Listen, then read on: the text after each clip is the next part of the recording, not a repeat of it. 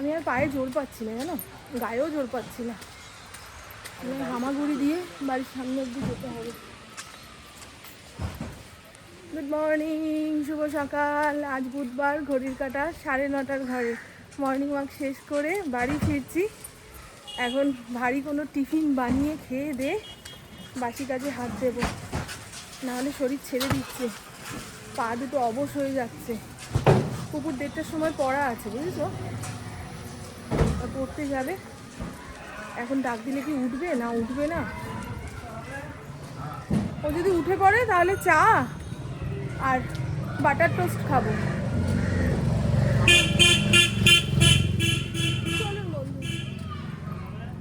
এখন মনে হচ্ছে কেউ যদি একটু চা বানিয়ে মুখের সামনে এনে দেয়, আহা, মারাত্মক খিদা লেগে গেছে। তো এখন আর কিছু বানিয়ে খাওয়ার মতন এনার্জি নেই, কিন্তু আমাকে আর কে বানিয়ে দেবে? একার সংসারে একা, নিজেকেই বানিয়ে নিতে হবে। আগে জানলা কাপড়গুলো খুলি। 9:30 বাজে, চলো।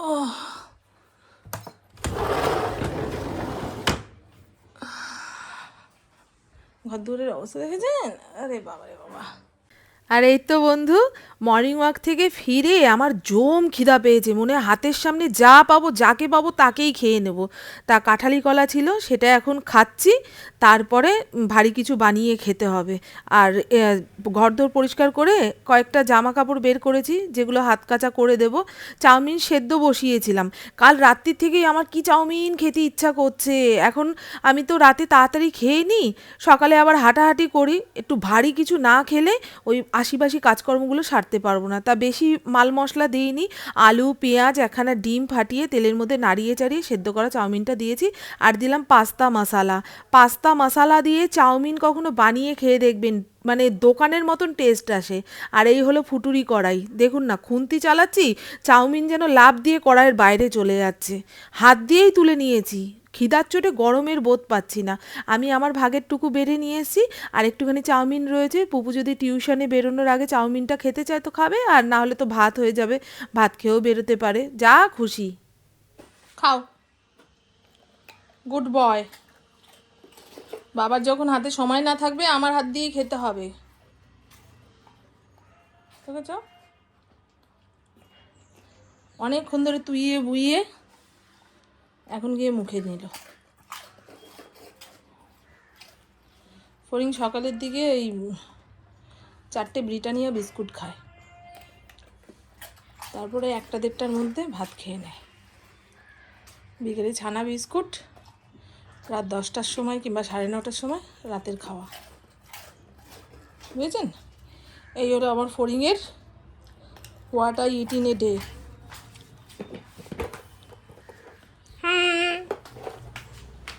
এক এক দিন এক এক রকম কৌটোর মধ্যে ফড়িংয়ের বিস্কুট ভরে ইন্দ্র। তো চলুন বন্ধু, ঝ্যাঁটা ন্যাতা হাতে নেওয়ার আগে রান্নাঘরটা পরিষ্কার করে নিই। গতকালকের ভাত নেই, যেটা মেখে ঝুঁকে ইন্দ্রকে খাইয়ে টাটা বাই বাই বলবো। ভাতের হাঁড়িতে ভাত চাপাতে হবে। রান্নাঘর অপরিষ্কার থাকলে কি আর ভাত বসাতে ইচ্ছা করে? আর জলের জায়গাটা আগে পরিষ্কার করতে হবে, নাহলে বোতলগুলোও ভরতে পারবো না। আর আমি মর্নিং ওয়াক থেকে এসে জামা কাপড় ছেড়ে নিয়েছি, তাই রান্না বান্না করতে কোনো অসুবিধা হবে না। আর আমার রান্নাঘরের এই জায়গাটা এখন খুব অগোছালো থাকে। রান্নাঘর ভেঙে চড়ে নতুন করে বানিয়ে দেবে বলেছে, ওইটা মাথায় রেখে দিয়েছি। এখন আর রান্নাঘর গোছাতেও ইচ্ছা করে না, মনে হয় দূর আর কদিন পরেই তো ভাঙাচোরা হবে। সে যাই হোক, এখন গোছানোর থেকে পরিষ্কার রাখাটা বেশি দরকার। ডালটা 10-15 মিনিট ভেজানো থাক, নরম হয়ে গেলে 2টো সিটিতেই গলে যাবে, নাহলে অনেকগুলো সিটি খাওয়াও থাক। আর এখানে দেখুন, একখানা ওই মিষ্টি আলু জলের মধ্যে চুবিয়ে রেখেছি। ফেসবুকে একজনের ভিডিওতে দেখছিলাম, এই রাঙা আলু ডুবিয়ে রেখে তার থেকে গাছ বের করেছে, রান্নাঘরে রেখেছে, এত সুন্দর লাগছে। তার দেখা দেখি আমি একটু রাঙা আলু ভিজিয়ে রেখেছি, 6-7 দিন হয়ে গেল। কোথায় গেল রে বাবা? এখানে এই একটাই বালতি, জানো, একটা বালতি কিনতে হবে। এই পৌরসভা থেকে যে 2টো বালতি দিয়েছিল, সবুজ বালতি নীল বালতি, একটা তো চলে গেছে ঘরবাড়ি রং করার সময়। আর এটা ভেঙে চুরে হালাত খারাপ, নতুন ভালো বালতি কিনতে হবে। উফ বাবারে বাবা, কি সুন্দর রোদ্দুর এসছে দেখেছো ওই জায়গাটায়। তাহলে ভ্যালেন্টাইন ডে উপলক্ষে কিছু ছাড় চলছিল তো। এই যে এই এত কিছুর মধ্যে আমার এই দুটো ডট অ্যান্ড কির নাইট ক্রিম খুব ভালো, মুখ তেল তেল করে না। এই গরমকাল আসছে, সারা রাত এসি চলবে, একখানা নাইট ক্রিম মেখে না শুলে না রিঙ্কেলস চলে আসবে, বুঝেছেন, কুচকে যাবে স্কিনটা, ওই ভয়টাই তো পাই। আর এই লিপ বামটা এবারে নতুন ব্যবহার করব, ডট অ্যান্ড কির মেরুন কালারের। এত কিছু কেনাকাটা করেছি তাই এটা ফ্রিতে পাওয়া গেছে। এটাও ফ্রিতে দিয়েছে, ভালো করে দেখ এটা কি জিনিসটা, কটন প্যাড, এইটা ফ্রিতে দিয়েছে, ওটাও ফ্রিতে দিয়েছে। জেল ফেস ওয়াশ, এই তিনটে আনা। ইন্দ্র মর্নিং ওয়াক থেকে ফেরার পথে ফড়িংয়ের জন্য চিকেন এনেছে। এটা ফড়িংয়ের জন্য চিকেন, এখন তো চিকেন লাগতো না, ছিল তো। আর এখানে রয়েছে মাটন, বুঝেছো, ওই রবিবারে মাটন খেয়ে পোষায়নি, ফেলানি গেছে, তাই এত বেলা করে মটন নিয়ে এসে। ও মামুন কি আনন্দ পেয়েছে গো, মামুন এখন পেঁয়াজ রসুন কেটে বেটে এই মটনটাকে রেঁধে ইন্দ্রকে খাওয়াবে। ভাবতে পারছেন আমার মনটা কিভাবে বোঝে, আমি কিসে ভালো থাকি না থাকি সব বোঝে আমার ইন্দ্র। ঠিক আছে চলো, অফিসে যখন চাকরি নিয়েছি একদম মৃত্যুর আগের দিন পর্যন্ত চাকরিতে সমানভাবে খাটতে হবে, বুঝেছো, অখাদ্য টাইপের রান্না করবো না, তাই না? তো চলুন বন্ধু, প্রথমে ভেবেছিলাম মাটনটা রাতে রান্না করব, আর রাতের কথা কে দেখেছে, যেমন পারি তেমনভাবে রেঁধে রাখি, আশা করে এনেছে তো সেই জন্য। এর মধ্যে আদা রসুন পেঁয়াজ কাঁচা লঙ্কা, শুকনো গুঁড়ো লঙ্কা নেই, কি বলবো, কাঁচা লঙ্কাও অনেকগুলো যে ছিল তা নয়, ফ্যাকাসে ফ্যাকাসে খেতে হবে। আমরা তরকারিতে একটু ঝাল খাই, ঝাল না হলে তরকারির স্বাদ ঠিক জিভে গিয়ে ঠেকে না, বুঝেছেন, কিন্তু কি করা যায়, যেটা নেই সেটা নেই, সেটা খুঁজে রান্না বরবাদ করার কোনো মানেই হয় না। আমার বউকে বললাম তুই টিউশনে যাওয়ার আগে বোতলগুলো ভরে দিয়ে যা, অনেক সকাল সকাল উঠলে এই গনগনে রোদ দেখলে মনে হয় কি বলুন তো, বেলা হয়ে গেছে, বেলা হয়ে গেছে, কাজ শেষ হচ্ছে না, বিশেষ করে রান্না শেষ হচ্ছে না।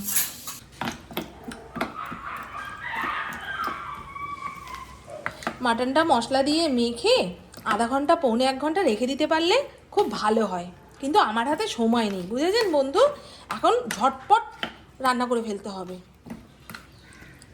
মাটনের ঝোলে মাটনটা সেদ্ধ হলেই একদম ওফ, মামুন কি রেঁধেছো, এই ব্যাপারটা হয়ে যাবে আজকে।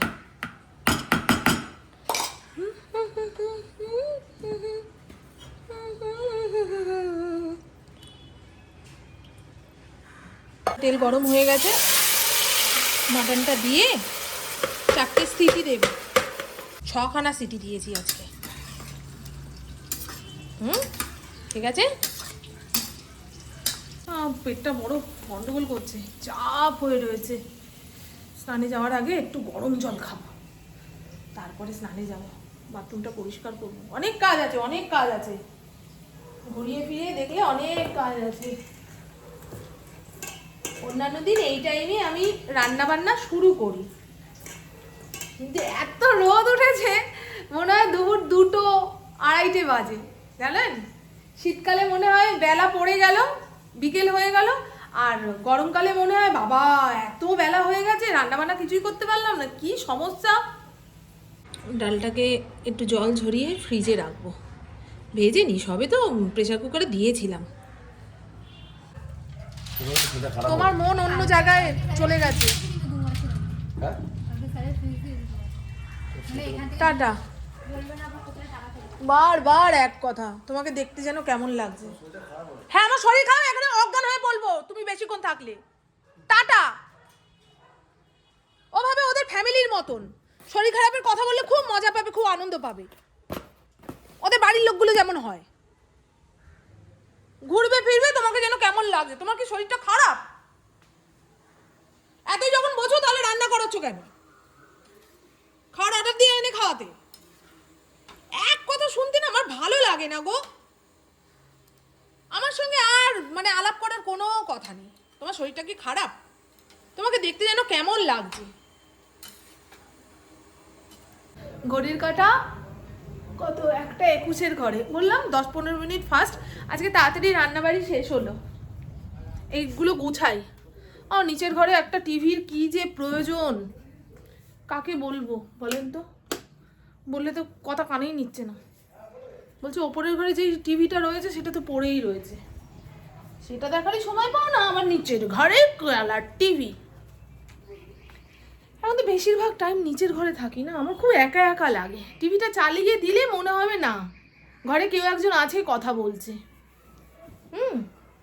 টিভি আর ফোনে আমি কিছু দেখতে পারি না, ঠাউর করতে পারি না কোনটা রাম কোনটা রাবণ, চিনতে অনেক সময় লেগে যায়। আমার ইন্দ্র না কি বলে কি ভাবে, ভাবি চেঁচাবো না, তাও এমন এমন বেরোনোর আগে কথা বলবে, মাথাটা গরম করে দিয়ে যাবে।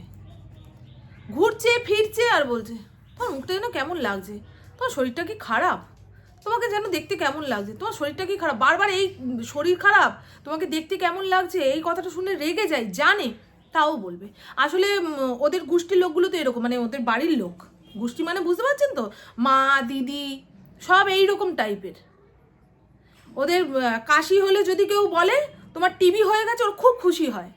মানে ছোট রোগে ওরা থাকতে চায় না, ওরা সেই রোগটাকে কেউ যদি বাড়িয়ে ফুলিয়ে ফাঁপিয়ে বলে ওদের সামনে, ওরা খুব খুশি হয়। আমরা যেমন ঘাবড়ে যাই, যে ডাক্তার যদি বলে 4টে রিপোর্ট করতে, আমি বাবা রিপোর্টে কি আসবে না আসবে এই টেনশানেই ঘুম হবে না। ওদের রিপোর্ট করতে দিলে এত এত ওষুধ ডাক্তারবাবু লিখে দিলে সেই ডাক্তার খুব ভালো, বারবার ওই ডাক্তারের কাছেই যাবে। এইরকমটা সব কটা। রান্নাঘর সাপটে নিয়েছি, এঁঠো বাসনগুলো গামলায় উপর দিতে পারলাম না, কারণ গামলার মধ্যে চাদর বাদর ভিজিয়ে রেখেছি, বিকেলে ওয়াশিং মেশিনে দেব, খালি হলে বাসনগুলো উপর দিতে পারবো। তো দেখিয়ে দিই, এই হলো স্যালাড, মানে শশা টুকরো টুকরো করে কেটে রাখাকেই আমরা স্যালাড বলি। ইন্দ্রপুপু হলে ভালো করে সাজাতো, টমেটো পেঁয়াজ কাঁচা লঙ্কা, আমার আর ইচ্ছা করছে না বাবা। আর এই হলো কি, এটা লাল লাল মাটনের ঝোল। আজকে একদম সুন্দর করে রান্না করেছি, গন্ধটা যা সুন্দর বেরিয়েছে। ঘি গরম মশলা কোনো কিছুতে কার্পণ্য করিনি, সব দরাজ হাতে দিয়েছি। মাংসটাও বেশ ভালো, দেখে মনে হচ্ছে পিসগুলো বেশ ভালো ভালো দিয়েছে। এখানে ফড়িংয়ের চিকেন সেদ্ধ করেছি, তবে ওর ভাতটা বেড়ে মাংস দিয়ে কয়েক টুকরো বরফ দিয়ে ঠান্ডা করতে রেখেছি অনেকক্ষণ আগে। দেখুন আমার বাচ্চাটার খিদা পেয়ে গেছে, ঘড়ির কাঁটা 1:30টার ঘরে। এই নাও খেয়ে নাও। এইখানে দড়িটা টানিয়ে দিয়েছি, বুঝলেন? দেখালাম তো না, একটা জিনিস কতবার করে দেখাচ্ছি। দেখা যায় হাওয়াই চুটিটা পেলাম, বাড়ির পেছন সাইডে নিয়ে গিয়ে ফেলেছিল। এই উলিকটের নাইটিটা গায়ে চাপাই, নাহলে শীতে ধরেছে, কাঁপতে কাঁপতে কাজ করা যাবে না। এই তো তন্ত্র সাধনার এই হাড্ডি গুড্ডি সাইড করে রাখ। কালকে রাতে কেমন যেন করছিল, ঘর বাইর করছে, তো আমি ভয় পেয়ে গেছি। কী রে বাবা, বাড়িতে চোর ডাকাত ঢুকলো নাকি, ছাদে এসে লুকিয়ে রইলো নাকি, ওরকম করলে আমার ভয় লাগে। সেই ভূতের মতন তাকিয়ে রয়েছে এক দৃষ্টিতে একটা কোণার দিকে। কাল রাতে আলু সেদ্ধ করে রেখেছিলাম, আলু সেদ্ধ করে রাখলে অনেকটা কাজ এগিয়ে থাকে। আলু চচ্চড়িও বানাতে পারবো, কিংবা আলুর পরোটাও বানাতে পারবো। আলুর পরোটাই বানিয়ে দিই,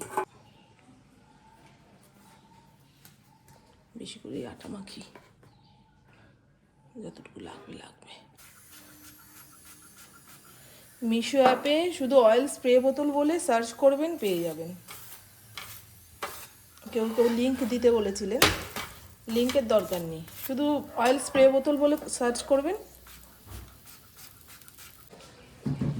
বাবা জুতোটা পড়ছে মানে যুদ্ধ করছে, দেখ আহ ও ও কত ধরনের আওয়াজ বের করলো মুখ দিয়ে।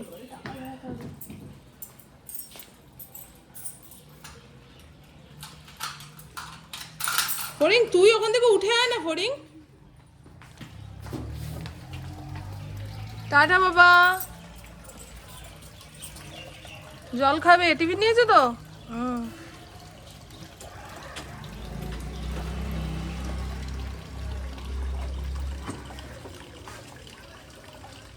আজকে কখন ফেরা হবে? সকালে? টাটা।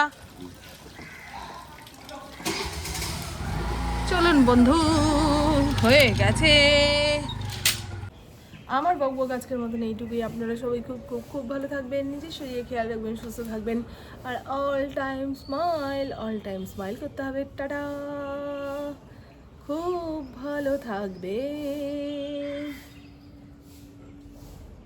হাঁড়ি পাতিল বের করে দিয়ে গেছে, ওর সকালে ইন্দ্র বের করে দিয়ে যায়। আমি বাসন টেনে বাইরে বের করতে পারি না, ডানায় চাপ লাগে। কিন্তু বাসন মাজতে আসবে কখন? 11টা, 11:30 আসুক। কি ভালোভাবে ফুটেছে গো ফুলগুলো। হ্যাঁ।